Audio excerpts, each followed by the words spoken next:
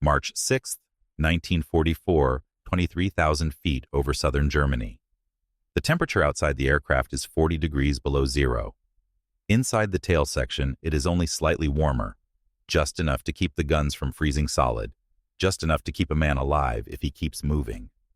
The bomber vibrates constantly, not violently, not enough to alarm anyone, just enough that nothing is ever still. The metal floor hums under boots. The fuselage shudders with the rhythm of 4 engines running at combat power. Every vibration travels straight through the gun cradle, into the shoulders, the wrists, the teeth.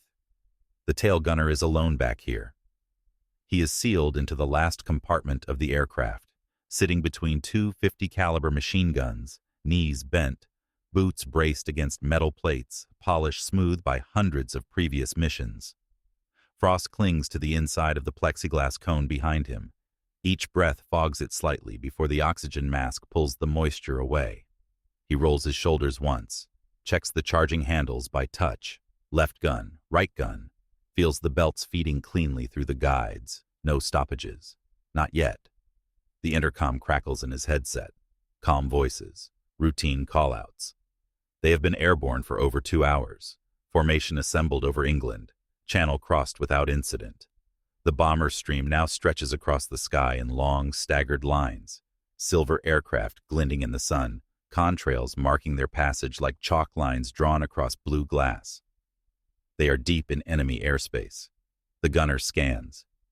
At first, there is nothing, just cloud layers below and empty sky behind. Then he sees them, small shapes at extreme distance, dark specks against the pale haze, too far to identify, but moving with intent. Not crossing the formation, not climbing away, closing. Contact, 6 o'clock high. The call goes forward automatically. His voice is level.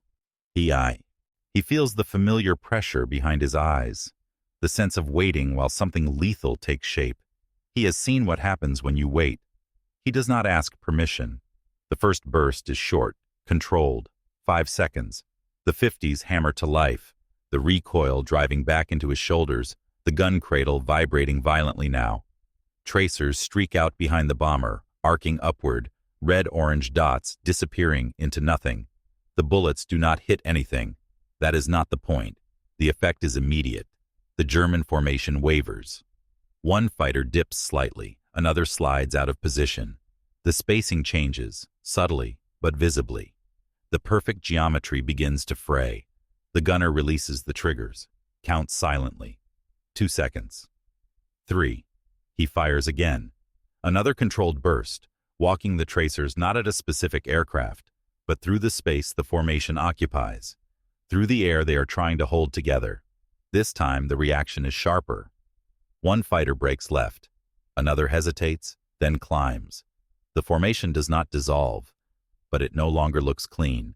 The easy confidence is gone. The intercom crackles. Tail, cease fire. You're wasting ammunition.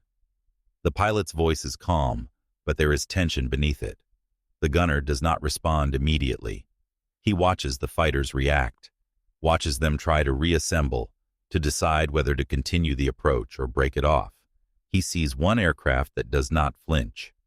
A Bf-109 near the center of the group holds its line. It does not climb or turn away. It maintains course, correcting only slightly to stay aligned with the bomber's tail. A veteran, he thinks, or a man too committed to stop now. That aircraft matters more than the others. Negative, sir, the gunner finally replies. Watch this one. He releases the triggers and waits. The fighter closes.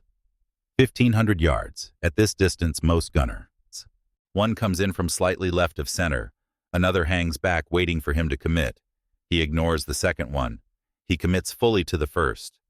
This time he fires earlier, 1,200 yards, but only briefly. Enough to force the pilot to flinch, to make a correction. The moment the aircraft wobbles, the formation loses cohesion again. The fighter hesitates. Hesitation is fatal. The gunner waits until the aircraft stabilizes, then unleashes a short, devastating burst at close range. The rounds punch through the fuselage. The fighter shudders, then snaps into a steep dive, smoke pouring from the engine. Another kill. The sky behind the bomber is no longer orderly. 3 fighters are gone. The rest are circling, unsure whether to continue the attack or disengage. The bomber formation presses on, engines droning, bombs still locked in the bays. The gunner checks his ammunition by feel. He has already expended more than half a belt. He knows this. He accepts it. The fighters do not disengage. They split. 6 peel off to the right, angling in from 7 o'clock. The rest stay at 6, lower now, climbing into position. This is the counter. Divide the gunner's attention. Force him to choose. The gunner chooses instantly. He calls out to the waist gunners, his voice sharp and precise. I'm holding 6. You take 7. There is no discussion. The other gunners open fire, their tracers flashing from the sides of the aircraft, filling the air with intersecting lines of light. The tail gunner locks onto the 6 o'clock attackers. They are closer now, much closer than before. He fires. 1 burst, 1 kill. The lead fighter explodes almost instantly, fuel igniting, fragments scattering past the tail of the bomber. The remaining aircraft break formation instinctively, each pilot trying to avoid the fate of the man in front of him. The gunner shifts targets without hesitation. The tactic looked reckless, because everything bomber gunners were taught said it was. By 1944, the United States Army Air Forces had trained tens of thousands of aerial gunners. They had manuals, charts, firing tables, range diagrams, and standardized procedures refined over years of pre-war theory and early war bloodshed. Nothing about bomber defense was improvised anymore. Everything had been studied, tested, codified. And on paper, it all made sense. Bomber formations were built around the idea of mutual support. Each aircraft was not meant to fight alone, but as part of a flying lattice of overlapping fields of fire. The theory assumed discipline, tight spacing, predictable headings, coordinated gunnery. A German fighter attacking one bomber should, in theory, be flying into the combined fire of several others. The tail gunner occupied the final and most exposed position in that lattice. He was the last man in the aircraft, seated at the end of a long aluminum tube with nothing behind him but empty sky. He saw the attack coming before anyone else. He was expected to provide early warning, track targets, and deliver defensive fire once fighters committed to an approach. But defensive was the operative word. From the first day of gunnery school, tail gunners were taught restraint. Ammunition was finite. Barrel life was limited. Overheating caused stoppages, warped barrels, and failures at the worst possible moment. Panic fire wasted belts and achieved nothing. Discipline kept you alive. Every instructor drilled the same core principles. Do not fire until the enemy enters effective range. Conserve ammunition for repeated attacks. Track the lead fighter. Fire short, controlled bursts. Do not fixate. Do not chase. Above all, do not empty your guns early. The numbers justified the caution. A .50 caliber machine gun was lethal, but only within certain parameters. At long range, accuracy fell off sharply. Bullets dropped, tracers misled the eye, vibration destroyed fine aim. Against a fast maneuvering fighter, hit probability beyond several hundred yards was low, very low. On the ground, instructors could demonstrate this with neat diagrams and clean math. In the air, gunners learned it through frustration. They fired at distant fighters and saw nothing happen. They walked tracers carefully and watched the enemy slide away, untouched. They burned through belts, only to face a second wave with half their ammunition gone. The lesson was clear. Firing too early was worse than not firing at all. And yet, casualty statistics told a different story. Tail gunners suffered the highest losses of any crew position on heavy bombers. They were the first targeted and the last protected. German pilots knew that destroying the tail meant crippling the aircraft. They attacked it deliberately and repeatedly. The doctrine that was supposed to protect tail gunners wasn't doing it. Part of the problem was timing. Bomber gunnery doctrine assumed that the attacker would choose the moment of engagement. The fighter pilot controlled when to dive, when to brake, when to disengage. The gunner's role was reactive. Wait, track, fire when permitted.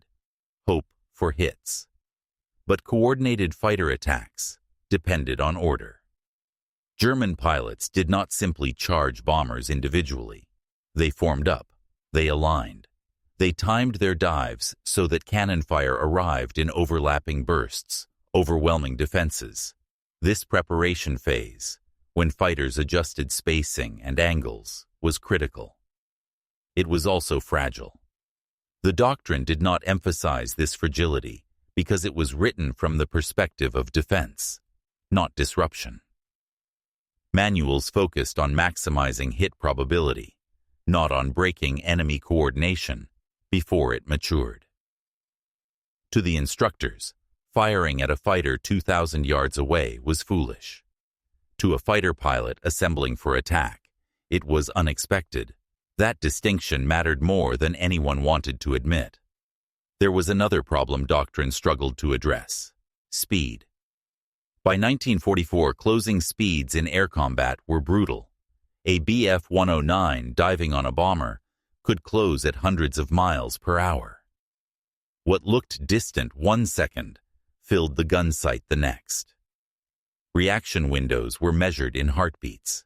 Range tables assumed stable platforms. Combat aircraft were anything but stable. The bomber vibrated constantly. Slipstream buffeted the guns. Cold numbed fingers. Oxygen deprivation dulled perception. Under stress, fine motor control degraded quickly. What looked clean on a chalkboard became chaos at altitude. In that chaos, gunners tended to fire too soon, or too late. Those who fired early often panicked and wasted ammunition. Those who waited too long sometimes never fired at all. Doctrine tried to split the difference by enforcing restraint. But restraint under fire is a learned behavior, and not everyone learned it the same way. There was also the problem of attention. Gunners were taught to track the most obvious threat, the lead fighter in a formation. This made sense intuitively.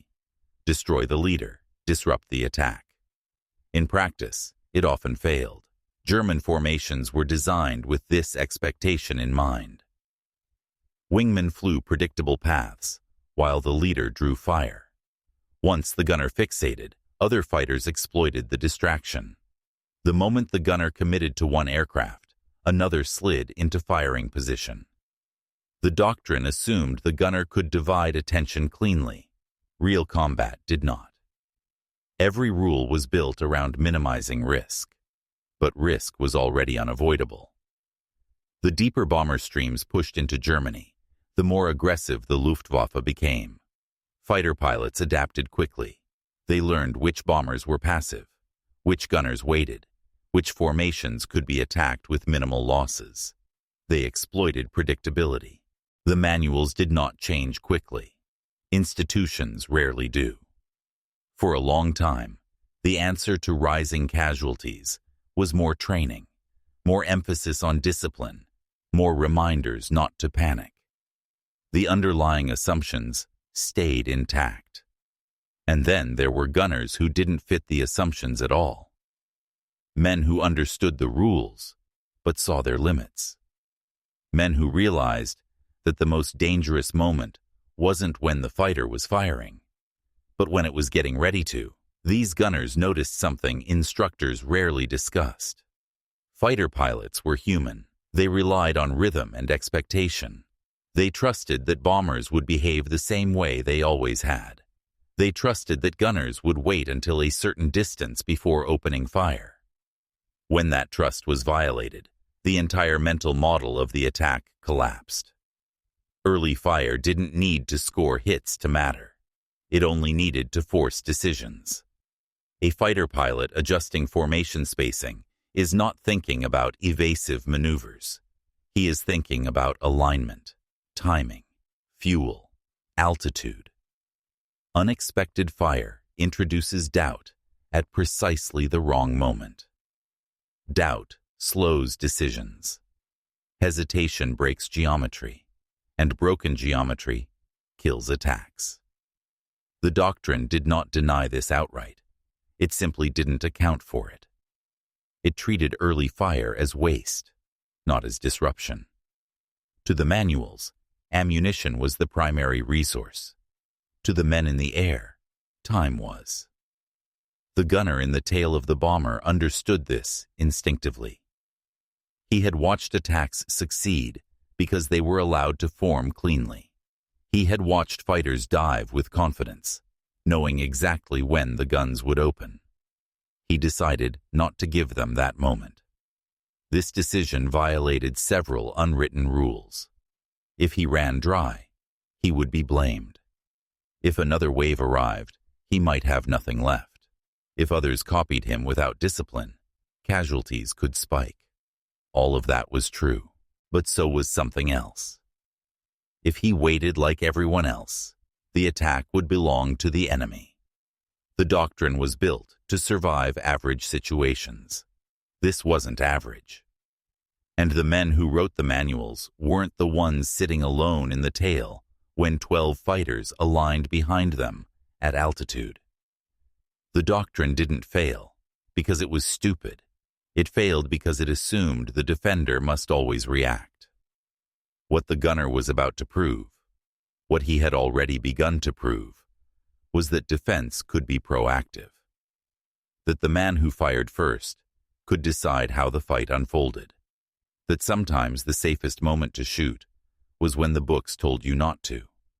And that once you understood this, everything about bomber defense looked different. The question was whether this understanding would die with him or spread. Men do not invent new ways to survive in combat by accident.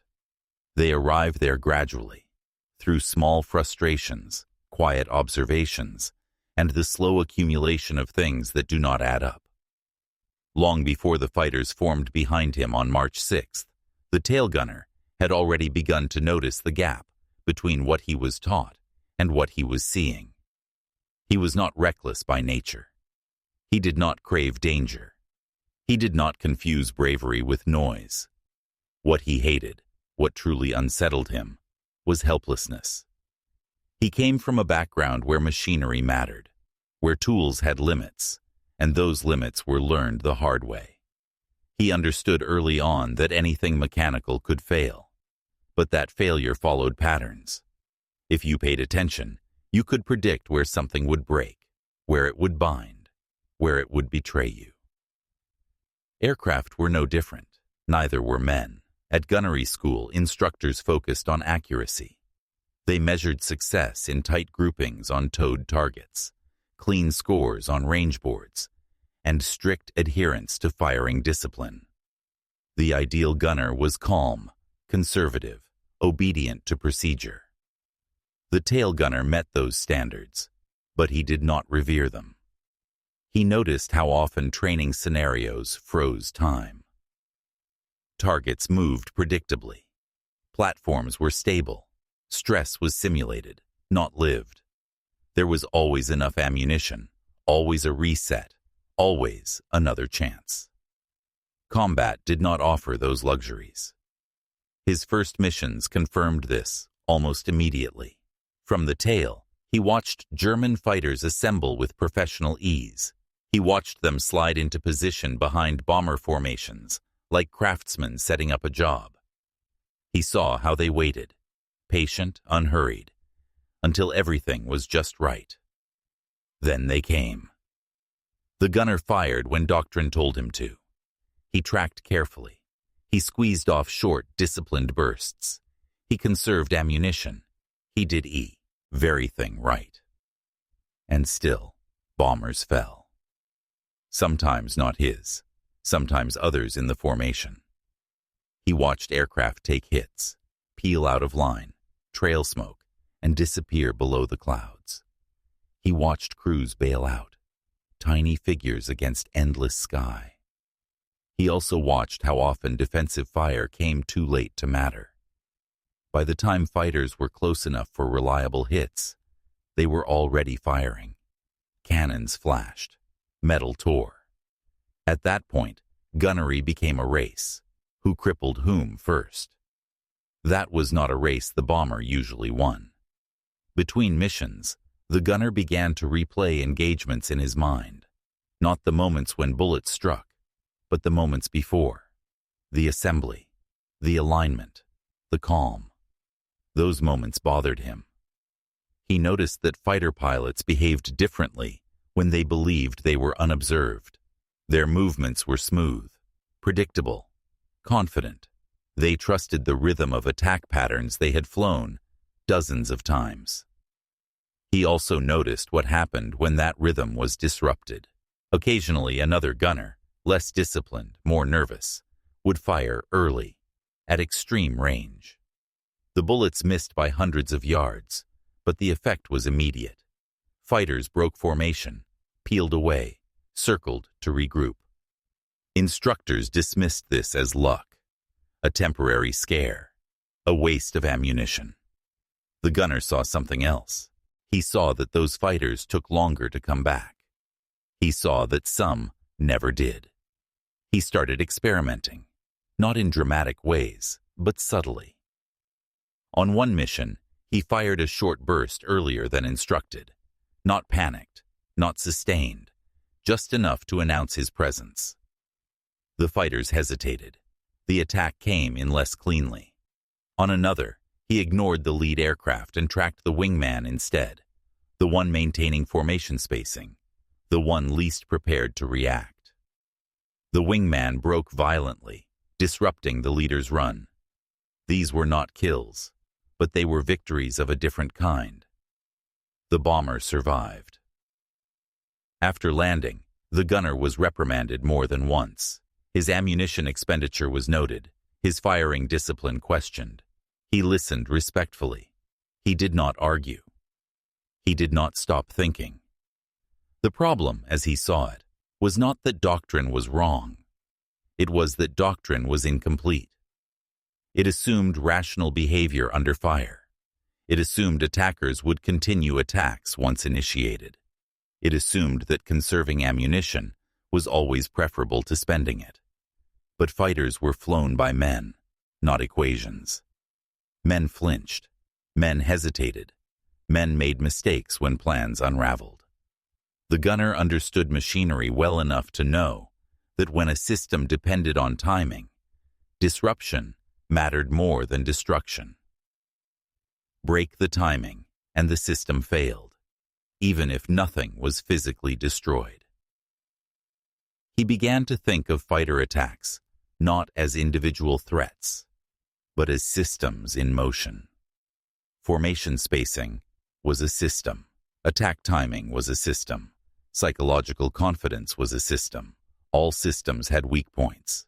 At night, in barracks or briefing rooms, he listened more than he talked. He learned which crews had lost aircraft and which had not. He noticed patterns. Gunners who fired early and aggressively tended to report fewer successful attack runs, even if their kill counts were low. Kill counts, he realized, were a poor metric for survival. What mattered was whether the attack ever fully developed. He also learned the limitations of his own weapons intimately. The twin 50 caliber machine guns were brutally effective, but only when used correctly. They fired heavy rounds at high velocity, capable of tearing through aircraft structures, but they were not magic. Barrel heating limited sustained fire. Belts could jam if mishandled. Tracers burned differently in thin air, sometimes misleading the eye. He practiced feeling the guns rather than watching them. He learned the subtle changes in vibration that signaled overheating. He learned how long he could fire before accuracy degraded. He learned how to walk fire deliberately, not chasing targets, but placing bullets where targets would be. Most gunners aimed at airplanes. He aimed at paths. The biggest revelation came slowly, almost reluctantly. If he waited for perfect shots, he surrendered control. If he acted earlier, decisively, intelligently, he forced the enemy to respond to him. That realization carried risk. If he misjudged, he could empty his ammunition before the real attack arrived. If other gunners copied him without discipline, chaos could replace order. If command noticed, he could be removed from his position. He accepted those risks. Because he also knew this. Waiting politely for the enemy to do things properly was a luxury he could not afford. The tail position was not forgiving. There was no room for error, no armor behind him, no second chance if the first burst of cannon fire hit home. He was already living on borrowed time. What he needed was not safety, it was leverage. The gunner began to think of his role differently, not as the last line of defense, but as the first move. He was not there to react to attacks. He was there to prevent them from ever forming cleanly. This mindset required a specific temperament.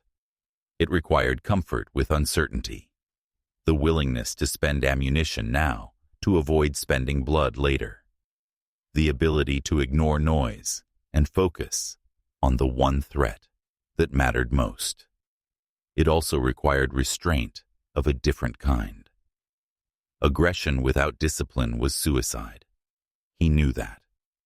Early fire only worked if it was controlled. Bursts had to be purposeful. Targets had to be chosen with intent. Most importantly, once a fighter committed fully, he had to wait. That was the hardest part. Every instinct screamed to fire as soon as the enemy filled the sight. To pour everything out before it was too late. He forced himself not to. He learned to let fighters come closer than doctrine allowed. He learned to trust geometry.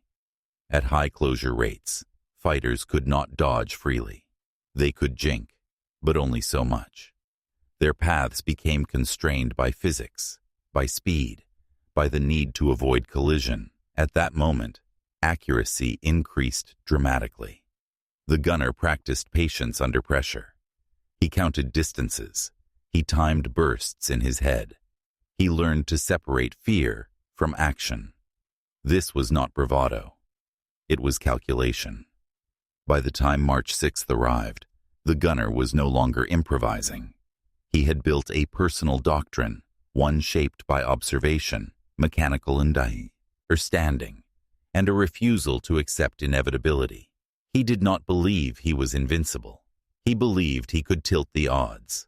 When the 12 Bf-109s appeared behind him that morning, he recognized the situation instantly. He recognized the formation, the spacing, the intent. He also recognized opportunity. The fighters were confident. They believed they controlled the engagement. They believed the bomber would behave as bombers always had. They did not know they were facing a man who had spent months studying their habits, their expectations, and their weaknesses. They did not know that for him, this was not a desperate gamble. It was the moment everything he had learned finally aligned. And once he committed, there would be no halfway measures. He would not fire to warn. He would not fire to scare. He would fire to break the attack, and then, when the moment came, to kill. The next 4 minutes would decide whether he was a reckless outlier or the first example of something the manuals had missed. What the gunner was doing was not bravery. It was not luck. And it was not improvisation in the moment. It was a method, one that looked insane only because it violated the assumptions everyone else was still obeying. To understand why his tactic worked, you have to stop thinking about air combat as a duel between two machines and start thinking about it as an interaction between systems under stress. A coordinated fighter attack is not just airplanes flying toward a target. It is timing, spacing, psychology, and geometry layered on top of one another. Each layer depends on the others remaining intact. The gunner did not try to overpower the attack. He tried to collapse it. The first phase of his method came before any kill was even possible. Disruption fire. This was the part that offended Doctrine the most. Disruption fire meant firing at ranges where hit probability was low, not zero, but low enough that instructors considered it wasteful. The purpose was not to destroy aircraft. It was to force decisions at the worst possible moment. German fighter attacks depended on predictable behavior. Pilots assembled behind bomber formations because they could do so safely. They trusted that gunners would not open fire until a certain distance, because that was how bombers had behaved for years. This trust allowed fighters to focus on alignment, timing, and coordination rather than survival. Disruption fire shattered that trust. When tracers appeared earlier than expected, pilots had to make choices immediately. Continue assembling and risk being hit while distracted, or break formation and lose the attack window. Neither option was good. Even if the bullets missed by hundreds of yards, the formation reacted. Small course corrections compounded. Spacing widened. Vertical separation changed. Eye contact between pilots was lost. The mental model of the attack fractured. To the annuals. None of this mattered because it didn't show up as a kill. To the gunner, it mattered because a broken attack was better than a successful one. The key was discipline. Disruption fire had to be controlled. Short bursts placed deliberately through the airspace the formation occupied, not chasing individual aircraft, not spraying wildly. The goal was to force movement, not provoke panic. Panic created chaos, but also danger. A panicked enemy might scatter unpredictably, increasing the risk of attacks from multiple angles. The gunner wanted hesitation, not hysteria. This was the first tightrope. Fire too timidly, and the fighters ignored it. Fire too aggressively, and you invited chaos you couldn't control. The gunner learned to walk that line. The second phase was where the tactic became truly dangerous. Commitment, waiting. Once disruption fire forced fighters to adjust, there was usually one aircraft that did not break away, sometimes two. These pilots were either experienced, aggressive, or too far along their approach to disengage safely. These were the aircraft that mattered. Doctrine told gunners to fire as soon as the target entered effective range. The logic was sound. Earlier fire meant more time to hit, more chances to score damage before the fighter fired back. But this logic assumed the fighter could evade freely. At high closing speeds, that assumption failed.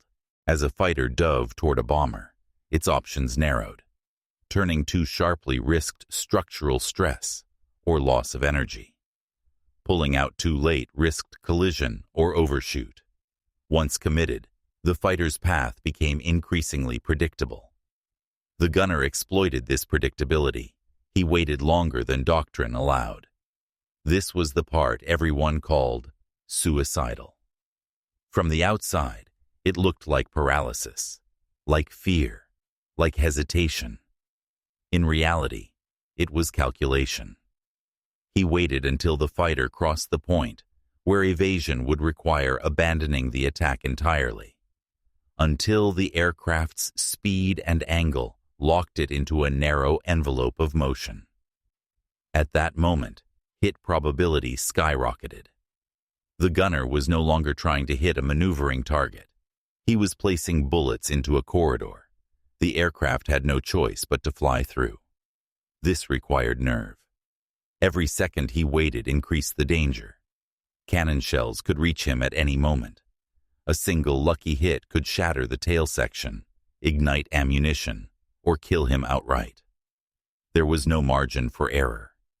This is where temperament mattered more than skill. Most men could not wait that long. The gunner forced himself to ignore instinct. to trust geometry over fear, to accept that the safest shot might be the one that came last. The third phase followed immediately, execution bursts. When he fired, he did not hose the sky. He fired short, violent, concentrated bursts, often no more than 2 or 3 seconds. Hundreds of rounds left the guns in a tight stream, saturating the space ahead of the fighter. The effect was devastating. At close range, 150 caliber rounds did not need perfect aim. They tore through engines, cockpits, control surfaces. Even near misses damaged radiators, fuel lines, and structural components. Fighters that attempted to break away often flew directly into the stream of fire, their Aviation of maneuvers predicted and punished by the very speed they relied on. The gunner did not celebrate kills. He transitioned immediately. The moment a fighter was destroyed or forced into a terminal dive, he shifted his attention to the next threat. There was no fixation, no triumph, only momentum. This was the fourth element of the tactic. Target prioritization. Doctrine taught gunners to track the most immediate threat, the closest aircraft, the one firing. The gunner prioritized differently. He targeted the aircraft whose destruction would have the greatest effect on the attack as a whole. Often this was the lead element. Sometimes it was a wingman, whose job was to maintain spacing and timing. He did not waste time on damaged aircraft that were already disengaging. He let them go. A smoking fighter leaving the fight was no longer a threat. Ammunition spent finishing it off was ammunition not available for the next attacker. This required discipline under stress. It meant ignoring targets that felt emotionally satisfying. It meant resisting the urge to make sure a kill was complete. The gunner understood that the goal was not to destroy every fighter. It was to survive the attack. The fifth element tied everything together. Focus fire. When fighters split into multiple attack vectors, the gunner did not try to cover everything. He chose one sector, the most dangerous approach, and committed fully to it. This was another violation of instinct. Human beings want to respond to every threat, to divide attention, to hedge. In air combat, this often meant failing everywhere. By concentrating his firepower on one approach, the gunner created a killing zone the enemy could not ignore. Fighters entering that space faced overwhelming fire. Those outside it were forced to rely on other gun positions or to disengage. This concentration created the impression of invulnerability. German pilots quickly learned which bombers were dangerous. They could recognize the signs: early disruption fire, disciplined bursts, tracers walking through formation centers rather than chasing individuals. Once a bomber earned that reputation, attacks became hesitant. Abort rates increased, engagements shortened. Reputation itself became a weapon. The manuals never taught this. They could not. Reputation was not quantifiable. Psychology did not fit neatly into firing tables. The gunner's tactic also carried enormous risk. If he misjudged timing, he died. If multiple fighters committed simultaneously, he could be overwhelmed. If he ran dry at the wrong moment, he became defenseless. The tactic demanded judgment, not just courage. This was why it could not be universally applied. Many gunners attempted aggressive fire without discipline and paid the price. They panicked. They hosed ammunition. They created chaos they could not manage. The difference was not aggression, it was control. The gunner's method worked because it was measured violence, applied at precisely the moments when it mattered most. Every burst had a purpose. Every pause was deliberate. Every risk was calculated. From the outside, observers saw only the results. Fighters destroyed, attacks broken, bombers surviving. They did not see the internal clock the gunner was running in his head. The distances counted, the angles judged, the restraint exercised, under fear. To those who understood the mechanics, it was not madness. It was adaptation, a solution born not from theory, but from the refusal to accept that defense must always be passive. When the manuals said wait, he asked why. When they said conserve, he asked for whom. When they said react, he decided to act first. And in doing so, he discovered something that would ripple outward far beyond his own survival. The most vulnerable position on the bomber could dictate the fight, if the man in it was willing to accept the cost. The question was whether this cost would prove too high when the enemy returned in force, because they always did. And when they did, the tactic would be tested not against 12 fighters, but against everything the Luftwaffe could throw at a single bomber. The first wave had broken faster than expected. That, in itself, was dangerous. Experienced fighter pilots did not retreat easily. They disengaged to reassess, to adapt, to come back smarter. The gunner knew that whatever came next would not repeat the same mistakes. He kept scanning. The bomber formation pressed forward, engines droning at steady power, contrails stretching behind like chalk lines dragged across the sky. The intercom remained mostly silent now. No shouting, no celebration. Everyone understood that the absence of fighters rarely meant safety. It meant repositioning. Less than a minute later, the shapes reappeared. This time, they were lower, spread wider, approaching on staggered paths rather than a clean line. The Germans had adjusted their geometry, trading coordination for angles. This was the counter to aggressive defense. Force the gunner to choose. The gunner chose instantly. 6 fighters approached from dead astern, climbing into firing position.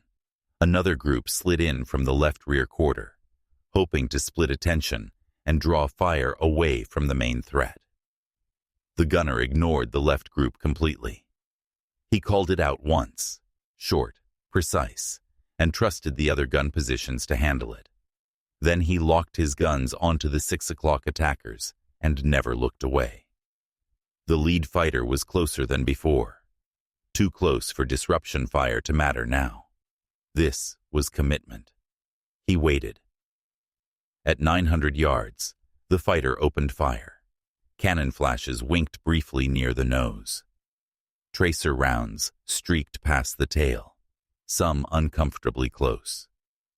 The gunner felt the bomber shudder as turbulence rolled through the tail section. He tightened his grip, keeping the guns aligned, tracking smoothly despite the vibration. 800 yards. He fired. Not a warning burst, not a test. A full execution burst. Short, violent, precise.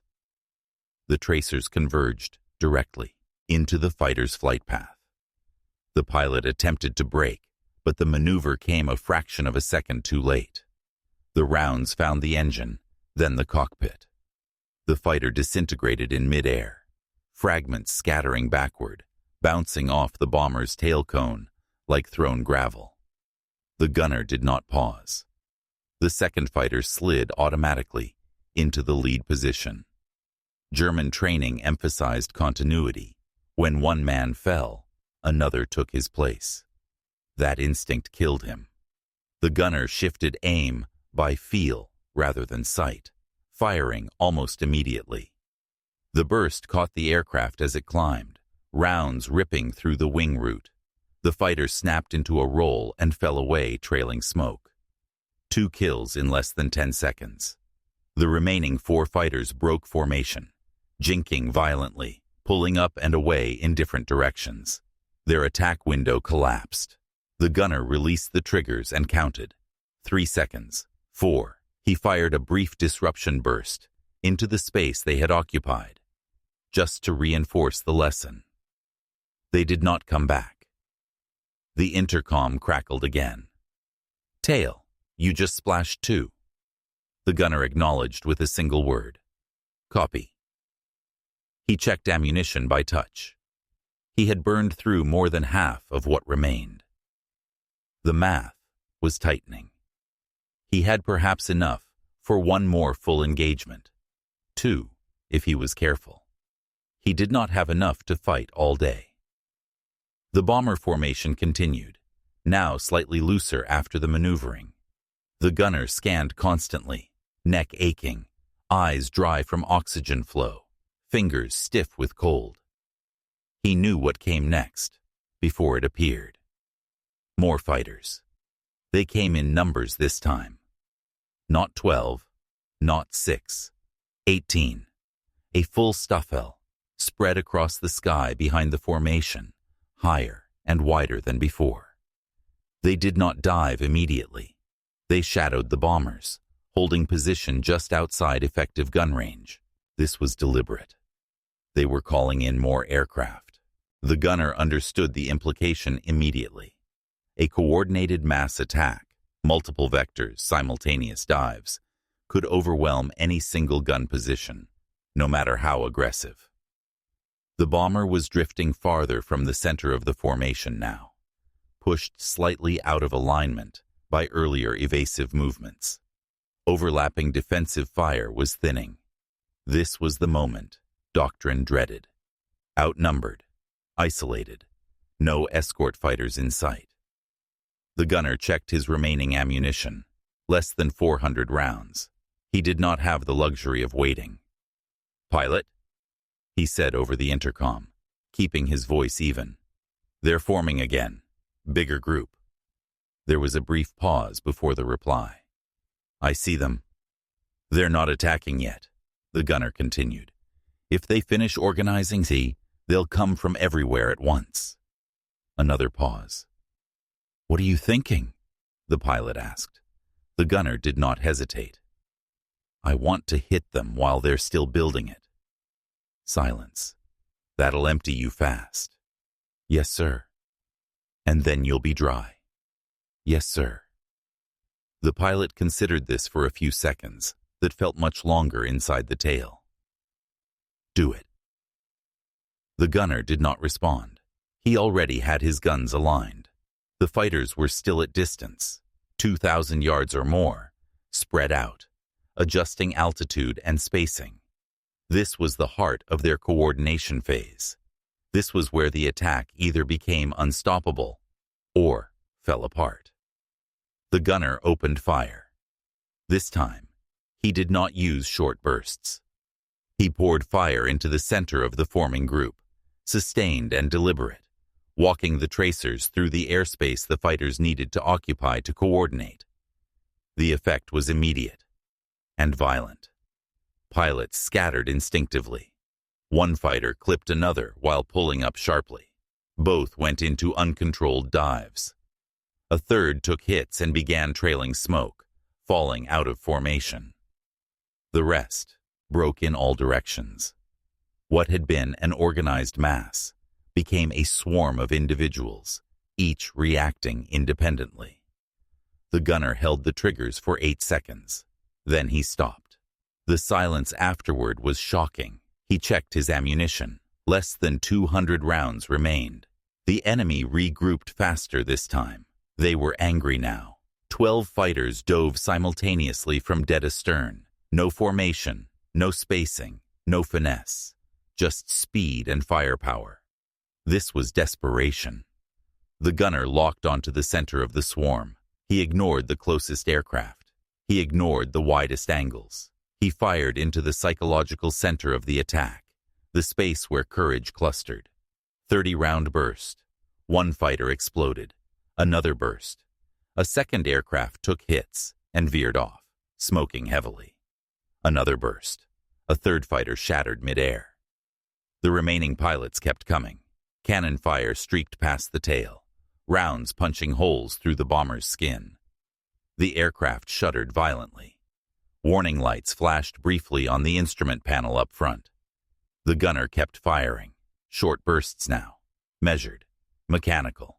One more fighter fell. Then another. He felt the guns go slack. The triggers moved, But nothing happened. The belts were empty. "I'm dry," he said calmly over the intercom. "Out of ammo." For a moment, no one spoke. The remaining German fighters pulled up and away, breaking off their attack at the last possible second. They had reached point-blank range, and then decided it was too late. They did not know the guns were empty. They only knew that coming any closer had been fatal for everyone else. The bomber flew on, damaged, scarred, still airborne. The gunner sat back slightly, muscles trembling now that the immediate danger had passed. His breathing was steady, but his hands ached from gripping the guns through minutes of sustained recoil.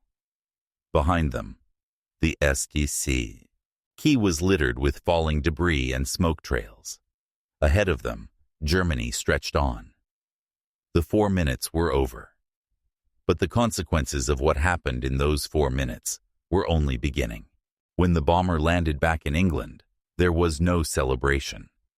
The aircraft taxied in scarred and leaking, paint burned away in streaks, holes punched through skin and control surfaces. Ground crews counted damage methodically: bullet holes, shrapnel tears, stressed metal. They were used to aircraft returning like this. What they were not used to was how it returned. The crew was alive. Not just alive, intact. No wounded, no fatalities, no bailout stories whispered on the tarmac. The bomber had flown deep into Germany, been isolated, swarmed, and had come home under its own power.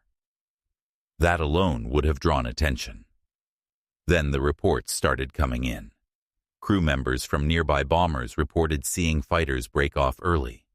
Others described multiple German aircraft falling from the sky behind a single bomber. Escort pilots arriving late to the area radioed sightings of burning wreckage and scattered enemy formations. Intelligence officers listened carefully. Gunnery officers frowned. Commanders asked the same questions they always did after anomalies. How much ammunition was expended? At what ranges was fire opened? How many kills could be confirmed? The answers made them uncomfortable. The tail gunner had fired earlier than doctrine allowed. He had burned through nearly all of his ammunition in a single engagement. By regulation, this bordered on negligence. By outcome, it bordered on impossible. In the debriefing room, the atmosphere was tense, but controlled. No one accused the gunner of wrongdoing outright. No one praised him either. Instead, they asked him to explain himself. He did not speak in grand terms. He did not talk about courage or instinct or heroics. He spoke like a mechanic describing a fault in a machine. He explained that German attacks depended on formation discipline, that early fire forced pilots to react before they were ready, that once Fahrschein, eiters committed fully, waiting longer, not firing sooner, produced better results. Some officers nodded. Others crossed their arms. The objections came quickly. What if everyone did this?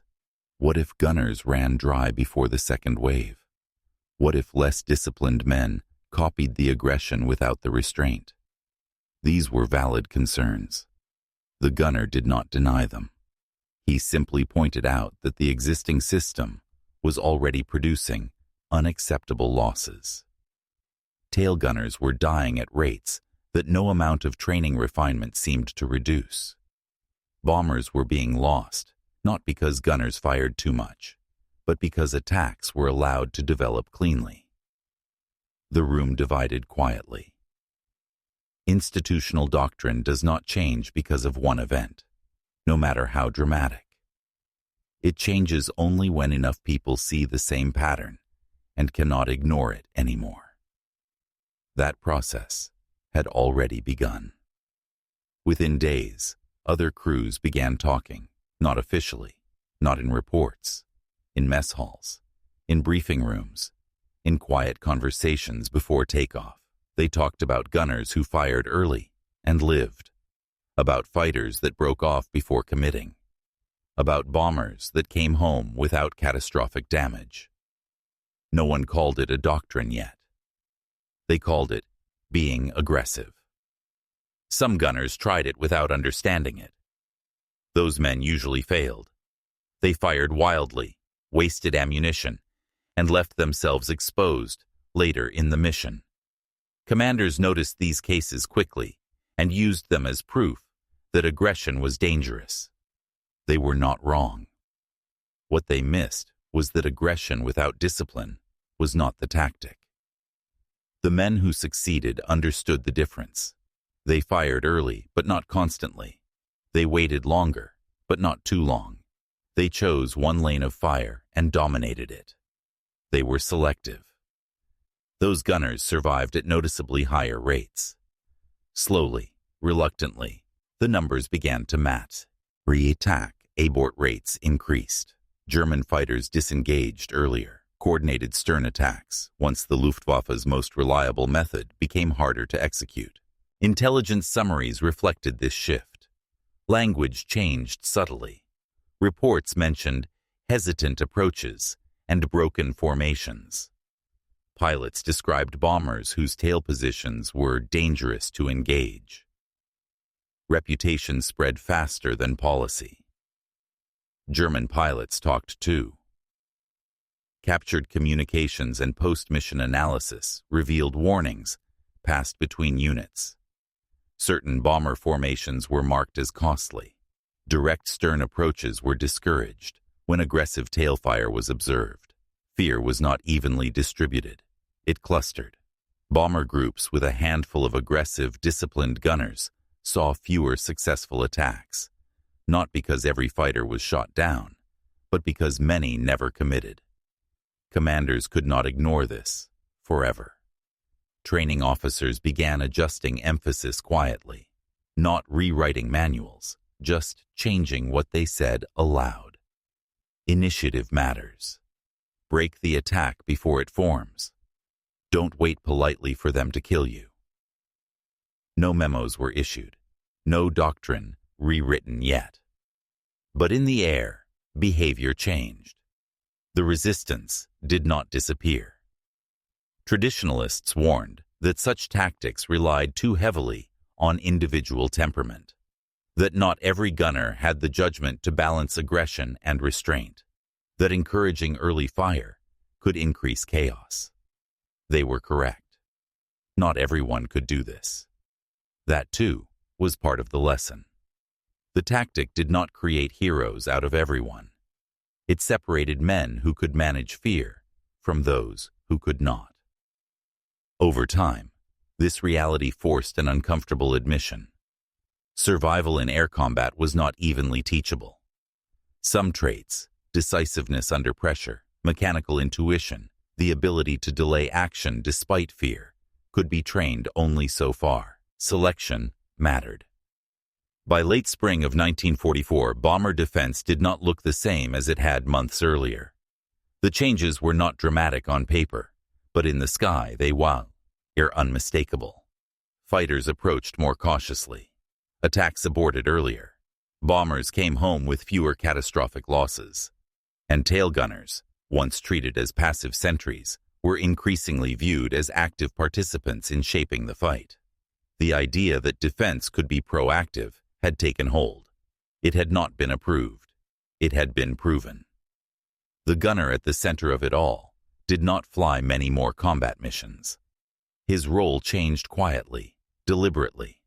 Others needed to learn what he had learned. Not as legend, but as practice. The institution moved slowly, as it always did. But it moved. And once it moved, it did not go back. Because the men who survived by acting first had evidence no manual could refute. They were alive. The war did not end in that 4-minute window, behind a single bomber. It didn't even noticeably slow down. Bombers kept flying. Fighters kept rising to meet them. Men kept dying in the air, over Europe, long after March 6, 1944. No single tactic changed that reality overnight. But something fundamental shifted. Before that day, and before others like it, the tail gunner's role had been defined by reaction. He was expected to endure, to absorb pressure, to survive long enough for the formation to carry him through. Afterward, that assumption no longer held. Crews began to understand that the most vulnerable position on the aircraft could also be the most decisive. That initiative did not belong exclusively to the attacker. That fear could be imposed as effectively as it could be suffered. This lesson did not spread through speeches or medals. It spread through survival. Bombers that broke attacks early came home more often. Crews noticed. Pilots noticed. Gunners talked. Quietly at first, then openly. The language changed, from holding on to pushing back. By the time the air war over Europe reached its peak in mid-1944, aggressive tail gunnery was no longer an anomaly.